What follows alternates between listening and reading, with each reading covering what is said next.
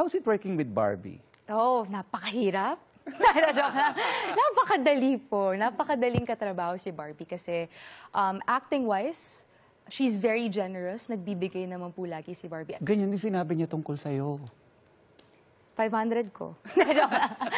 But their relationship goes beyond the screen. Ikinwento ni Kylene kung paano nakakatulong sa kanya si Barbie sa mga panahong kailangan niya ang masasandalan. One random Tuesday, nung wala kaming taping, around 4 p.m., tumawag siya sa akin, Mare, papunta na ako sa'yo, kakain tayo ha, kakain ka ngayon. Kasi may mga moments kasi na wala akong ganang kumain po. Hindi ka okay nung day na yun? No po. Did she sense it or she knows that you're not okay? She knows. Pumunta siya sa bahay, nanood kami ng movie, kumain kami. Pinadala niya po ako ng pagkain, binala niya rin ako ng kape, of course, kanyan. At lagi yan, Mare, san ka? Labas tayo.